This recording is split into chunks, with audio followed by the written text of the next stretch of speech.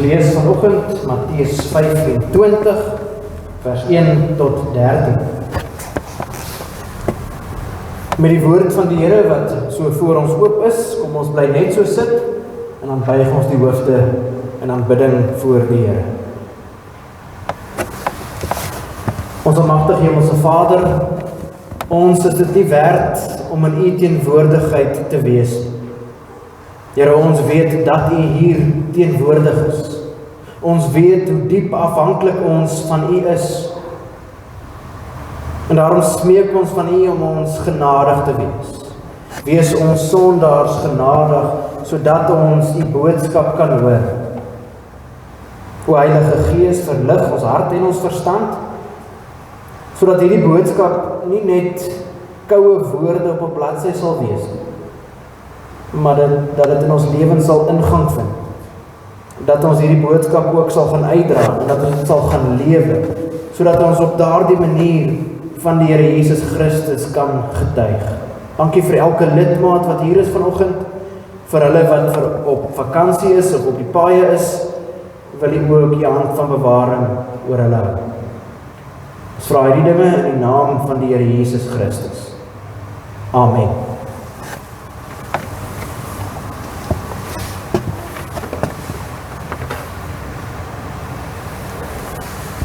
Matteus 25, vers 1 tot 13.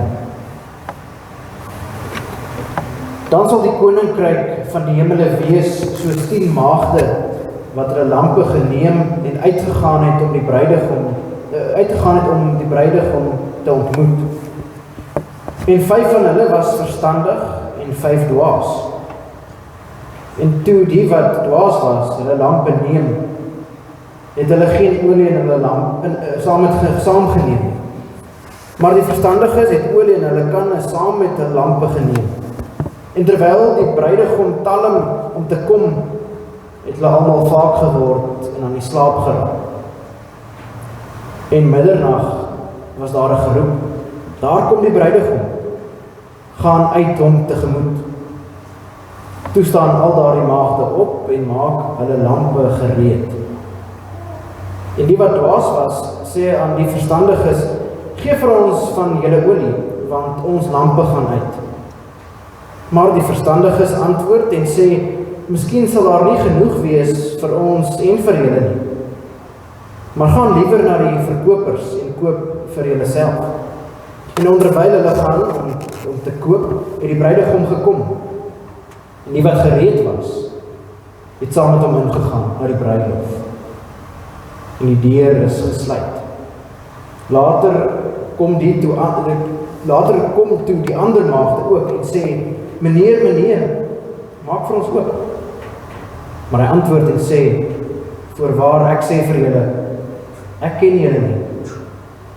Waak dan, omdat julle die dag en die uur nie weet waarop die Seun van die mens kom nie. Tot sover die skrifgedeelte vanoggend. Dit is Matteus 25, vers 1 tot 13.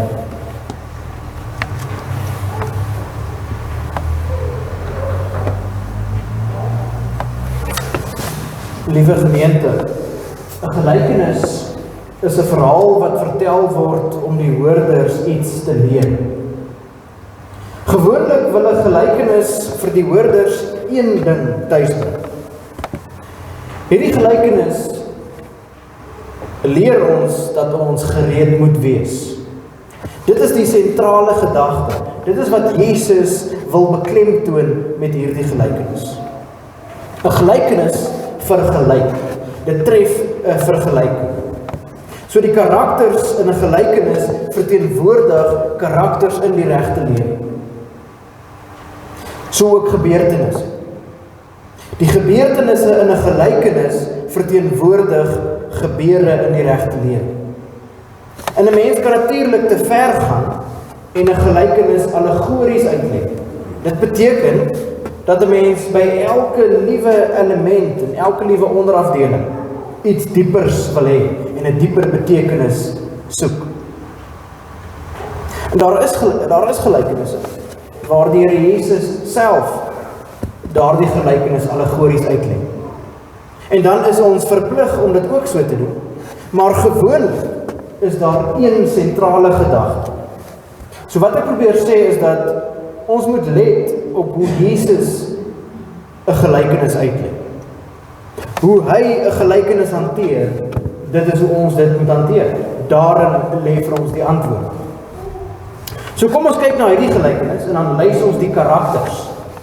Daar word eers gepraat van die 10 maagde, dan die bruidegom, dan word daar later gepraat van verkopers. Daar is ook voorwerpe in hierdie gelykenis. Daar is die olie, daar is die lampe, daar is gebeurtenisse, soos die sit en wag. En natuurlik die hoofgebeurtenis, die bruilof. Hoe gaan ons dit nou uitlei? Kom ons kyk hoe Jesus hierdie gelykenis hanteer. 2 verse. Die eerste vers, vers 1 en vers 13. Die eerste en die laaste vers van hierdie gedeelte gee vir ons die leidraad. Hy sê, dan sal die koninkryk van die hemele wees soos, en dan volg die gelykenis. Dan in die laaste vers, waak dan, omdat julle die dag en die uur nie weet waarop die seun van die mens kom. So hierdie 2 leidraad. Hierdie gelykenis praat dus oor die koms van die koninkryk wat ten volle sal aanbreek by die koms van die Here Jesus. En nou moet ons versigtig te werk gaan, want watter karakters verteenwoordig die realiteit? Wie is die 10 maagde? Hulle verteenwoordig die kerk, die gelowiges, die geloofsgemeenskap. Mense wat hulle self Christene noem. Natuurlik word die 10 onderverdeel in 5 dwaases en 5 verstandiges. Maar daaroor gaan ons later praat. Dan kom ons by die bruidegom. En dit is die Here Jesus.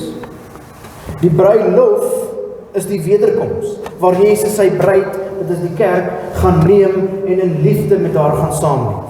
Openbaring 19 vers 7 praat profeties oor die wederkoms en dan sê Johannes, laat ons bly wees en ons verheug en aan hom die heerlikheid gee, want die bruilof van die lam het gekom en sy vrou het haar gereed gemaak. So wat is die sit en wag? Dit is die tydperk tot en met sy wederkoms. Dit is die tydperk waar ons nou lewe. Goed, so nou bly oor die olie en die lampies en die verkopers. Wat verteenwoordig hulle? Kom ons begin by die olie. Nou deur die eeue heen is dit anders verstaan. Daar's eers gesê dat die olie geloof is. Met ander woorde, 'n mens moet geloof hê. Toe is daar weer later gesê, nee, die olie is bekering. 'n Mens moet eers tot bekering kom. En later is gesê, nee, die olie is goeie werke. Dit is ook gesê dat die olie is die Heilige Gees. So 'n mens moet die Gees hê om gereed te wees. En laasgenoemde, dat die olie 'n teken van die Heilige Gees is baie waarskynlik, want op baie ander plekke in die Bybel is olie 'n simbool van die Heilige Gees. Maar ons sal nie met sekerheid kan sê nie, die Here Jesus lê dit nie vir ons uit nie. En ons sal nie weet of dit enigstens 'n diepere betekenis het nie.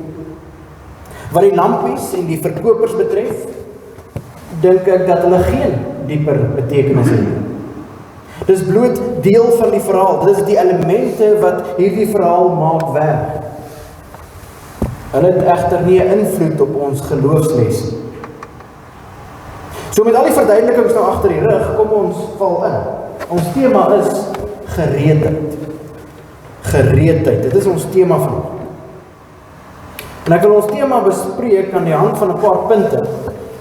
Ek wil praat oor die 10 maagde. Ek wil praat oor die koms van die bruidegom. En laastens oor die bruilof. So ons praat oor die 10 maagde, ons praat oor die koms van die bruidegom en ons praat oor die bruilof. Nou gemeente, hierdie troue wat hier afspeel, is 'n Joodse troue. En die bruid sou waarskynlik hierdie 10 meisies genooi het om deel te wees van haar gevolg. Hulle sou saam met haar sit en wag vir die koms van die bruidegom. Baie soos dit vandag nog in ons kultuur werk. Nou die 10 maagde word verdeel in 2 groepe. Die wat verstandig is, die wat dwaas is. En die rede hoekom die een groepie dwaas genoem word, is voor die hand liggend. Die wat verstandig was, het lampies gehad en wat olie ingehaal het en hulle het kanne saamgevat met nog olie. Want die mens weet nooit wat kan gebeur. Jy sien hierdie 5 verstandige dames is goed voorbereid. Hulle is gereed. Hulle weet dat dinge nie altyd uitdraai soos wat die mens dit beplan. En nou sit en wag hulle. En gemeente, om vir iemand te wag, is een van die moeilikste dinge om te doen. Vandag is dit nie so moeilik nie. Vandag het ons 'n selfoon. En die bruid sou bitter vinnig op WhatsApp geklim het en 'n paar uitroeptekens vir die bruid gestuur het. Waar is jy? En hy sou kon antwoord, nou daar nog so 5 minute. Maar hierdie gelykenis speel af in 'n tyd waar daar nie selfone was nie. So al wat 'n mens kon doen, is wag. Jy moet maar sit, en jy moet kyk, en jy moet gereed wees. Ek onthou toe ek jonger was, toe was selfone ook nog nie 'n bekende ding nie. My ouma en oupa het so 1 keer 'n jaar vir ons kom kuier. En hulle het in Johannesburg gebly, en ons was op die plaas naby Rosendal, tussen Senekal en Ficksburg. En dit was so ongeveer 3,5 tot 4 ure se ry. En dan sal hulle die oggend op die landlyn vir ons gebel het en gesê het, maar hulle gaan 8 uur ry. Dan het ek en my broers gaan uitwerk, maar goed, as hulle 8 uur gaan ry, dan beteken dit hulle sal in die omgewing van 12 uur op die plaas wees. Dan het ons 11 uur se kant teen die randjie opgeklim, en dan het ons die afdraai dop gehou. Dan het ons daar die afdraai dop gehou vir 'n groen Honda karretjie. Want die gebruik was dat as ons daardie, my ouma, my oupa sien, as ons daardie groen karretjie sien, dan het ons gehardloop langs die pad, en dan het ons hulle gekry, so 1 kilo van die huis af, en dan sou ons nou saam met hulle tot by die huis gery het. Maar dit is baie moeilik om te wag. Ons het nie selfone gehad nie, so ons weet nie waar hulle is. Ons het nie 'n live location wat sê waar hulle is.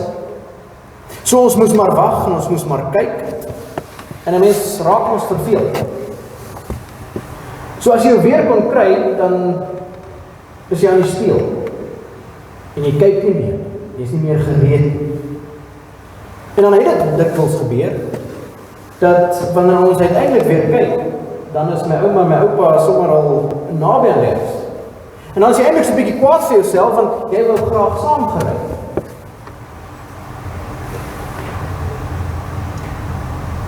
Die 5 dames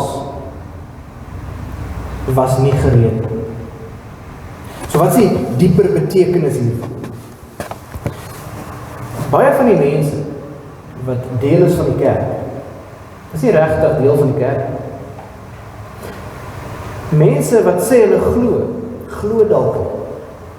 Die Nederlandse geloofsbelijdenis praat van die huigelaars wat in die kerk onder die goeies vermeng is. Ons moet nie dink dat soos die kerk nou, kom ons praat van die kerk van die wêreld, die Christene reg oor die planeet. Ons moet nie dink dat soos hulle nou lyk, dit so in die hemel ook gaan wees. En dit is wat die 10 maagde vir ons wil leer. Daar is mense in die kerk wat nie 'n verhouding met hulle verlosser het. Hulle is bloot hier uit tradisie, of selfs uit bygeloof. Nie almal is verstandig nie. Nie almal is gereed vir die koms van die bruidegom. U weet gemeente, Judas het elke preek van Jesus gehoor. En tog het hy vir Jesus verraai. Dis ons 'n bewys dat nie almal op die woord ag gee nie. Nie almal gee ag op die woord, al hoor hulle dit op 'n gereelde basis. Ek het dit al baie gesê, maar ons land is 'n voorbeeld. Want blykbaar bestaan ons land uit 82% Christen. En tog is daar 50 plus moorde in een dag. Ergens maak iets nie sin. So toets jouself. Is jy deel van die dwaase dames? Of is jy deel van die verstandige dames? Kom ons praat oor die koms van die bruidegom.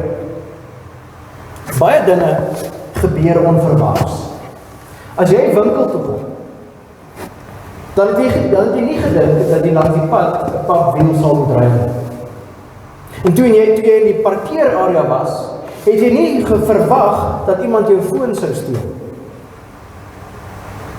Daar is baie dinge waarvoor ons nie voorberei. En dan gebeur dit, en dan tref dit ons, want ons was nie gereed nie. Ons was nie gewaarsku nie. Nou die goeie nuus is, dat die Here Jesus ons waarsku. Ons weet, hy kom weer. Ons kan voorberei, ons kan gereed wees. Sy wederkoms behoort nie vir ons 'n skok te wees. Dit gaan 'n skok wees vir die dwaases, vir die wat nie voorberei, vir die wat nie gereed is. Mense het al baie keer gaan probeer uitwerk wanneer gaan die wederkoms plaasvind. En die waarheid is, niemand weet.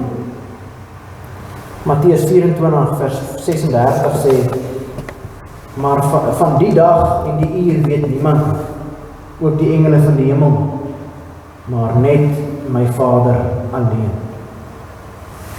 Ons weet nie die dag nie, ons ken nie die uur nie, maar ons weet dat hy kom. En daarom moet ons altyd gereed wees. Ons lewens moet reg wees, ons moet verstandig wees, ons moet sorg dat ons genoeg olie het. Anders gaan ons die bruiloft misloop. Die Here Jesus verduidelik sy wederkoms in 2 Petrus 3 vers 10. Maar die dag van die Here sal kom soos 'n dief in die nag, waarin die hemele met gedruis sal verbygaan, en die elemente sal brand en vergaan, en die aarde en die werke wat daarop is, sal verbrand. Soos 'n dief in die nag, beskryf Petrus dit. Niemand verwag dit nie, behalwe natuurlik die kinders van die Here. Hulle behoort dit altyd te verwag. Petrus wil probeer sê dat dit skielik gaan wees. Een oomblik gaan alles nog normaal wees, die volgende oomblik gaan Jesus sy verskyning maak. Liewe gemeente, is jy gereed? As die Here Jesus nou by daardie deur instap, sal jy eerlik kan sê, jy is gereed. As die antwoord nee is, sorg dat jy gereed maak. Hoe lyk jou verhouding met die Here? Het jy 'n verhouding met die Here? Hoe lyk jou persoonlike Bybelstudie? Hoe lyk jou gebedslewe? Hoe leef jy jou gawes en talente in hierdie gemeente uit? Hoe betrokke is jy? Hoe gereed is jy? Die 5 dwaase meisies moes inderdaad 'n plan maak. En so gaan hulle na die verkopers om olie te koop. En dit maak dat hulle die bruiloft misloop. Teen die tyd dat hulle terugkom, is die verrigtinge al begin. Die feesvieringe is al aan die gang. Hulle moes voor hieraan gedink het. Die wat gereed was, het ingegaan en die deur agter hulle gesluit. Die wat buite was, ja, daar is nie meer vir julle 'n kans. Julle het tyd gehad. En dit gemeente kan jou baie bang maak. Hierdie feit dat die deure gesluit kan jou baie bang maak. Of jy kan uitsien na hierdie bruiloft. Watter een is dit vir jou? Sien jy uit of is jy bang? Die dwaase kom na die deur en hulle roep, meneer, maak vir ons oop. En die bruidegom sê, voorwaar ek sê vir julle, ek ken julle. 'n belangrike vraag wat ons onsself dikwels afvra is, ken jy die Here? Dis die vraag wat ons baie keer hoor, ken jy die Here? Dit is een ding. Maar daar is 'n vraag wat belangriker is as daardie vraag. En dit is, ken die Here jou? Om die Here te ken is een ding. Maar ken die Here jou? Liewe gemeente, die vraag wat jy vandag moet beantwoord is ek deel van die 5 verstandige of is ek deel van die 5 dwaase? Is ek werklik 'n kind van die Here? Dan moet ek myself afvra of ek gereed is. Is ek gereed vir die koms van die bruidegom? Is ek gereed vir die oomblik wanneer Jesus sy verskyning maak? Kan ek met eerlikheid sê dat ek voorberei is? Maak die nuus van sy koms my angstig of sien ek daarna uit? Dan, laastens, moet jy 'n antwoord gee op die vraag of die Here Jesus jou gaan toelaat. Ken hy jou? As daar een geleentheid is wat jy nie wil mis nie, dan is hierdie. Tref die nodige voorbereidings. Wees gereed. Wees altyd gereed. Amen. Kom ons bid saam.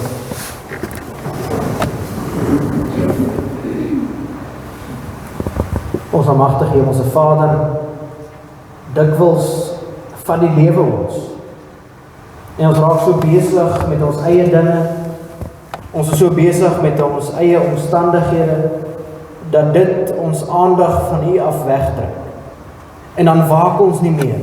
Ons sit nie meer en kyk nie. Ons is nie meer voorberei nie. Ons is dalk nie gereed nie. Here, maar lei ons. Lei ons met U woord, sodat ons ten alle tye gereed sal wees. Here, want ons ken nie die dag nie. Ons ken nie die uur nie. Ons weet nie wanneer U kom. Ons weet nie wanneer is ons lyn getrek hier op aarde. En daarom moet ons altyd gereed wees. Daarom moet ons altyd die oë op U gerig hou. Op die kruis van die Here Jesus.